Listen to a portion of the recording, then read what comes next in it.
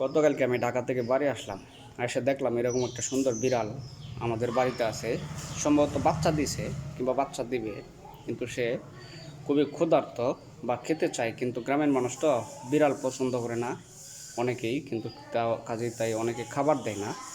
এই জন্য আমি চিন্তা করলাম, বিড়ালটার দিকে মায়া লাগলো যে বিড়ালটারে যদি দুধ দেওয়া যায় কিংবা খাবার টাবার দেওয়া যায় তাহলে হয়তো সে খাবে স্বস্তি সহকারে।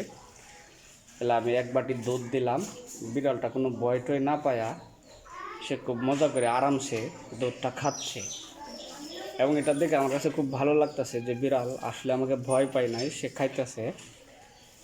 এটা আবার আপনারা ভাইবেন না যে খাবার দেয়া ভিডিও করে মানুষের সামনে প্রচার করতেছি, বা এটা তো মানুষ না, এটা তো প্রাণী, এটার ভিডিও তেমন কোনো কিছু সমস্যা হবে না আমি মনে করি। আমি এটাই বলতে চাইতেছি, এরকম অনেক গৃহপালিত পশু পাখি আছে যেটা আপনাদের বাড়িতে থাকে, কিন্তু খাবার তারা আসলে চাইতেও পারে না বা বলতেও পারে না, আমরা দূর দূর করে তাড়ায় দেই। যদি এরকম কোনো পশু পাখি বা প্রাণী বিড়াল টিড়াল আপনাদের বাড়িতে বা এলাকায় থাকে, আপনারা চাইলেই তাদেরকেও আপনারা কিছু খাবার দিয়ে সাহায্য করতে পারেন। তাদের ক্ষুধার্ত নিবারণে আপনারা কিছুটা সাহায্য করতে পারেন, খাবার দিতে পারেন। দেখেন সে কত আরাম করে দুধগুলো খাচ্ছে। এখানে এক বাটি দুধ দিয়েছিলাম, খাইতে খাইতে একটু পরিমাণ রয়েছে। সবার বাড়িতে ঠিক এরকম কিছু না কিছু প্রাণী থাকে যেগুলো আসলে কারো কাছে খাবার চাইতেও পারে না বা বলতেও পারে না। আপনারা তাদেরকে অবশ্যই খাবার দিয়ে সাহায্য করবেন, কারণ মানুষ যেরকম ক্ষুধা লাগলে আপনি চলতে পারে না, থাকতে পারে না, মানুষের কাছে খাবার চায়। এগুলো তো প্রাণী, কারো কাছে খাবার চাইতেও পারে না বা বলতেও পারে না। তাহলে আমরা যদি নিজেদের মধ্যে এরকম একটা চিন্তা ভাবনা করে তাদেরকে খাবারের বা রিজিকের ব্যবস্থা করে দেই, তাহলে অবশ্যই আল্লাহ তাআলা আমাদেরকে অনেক সওয়াব দিবে।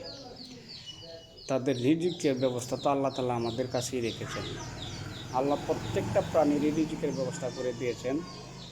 আমাদের শুধুমাত্র একটু সদিচ্ছায় আমরা তাদেরকে চাইলে অনেক হেল্প করতে পারি।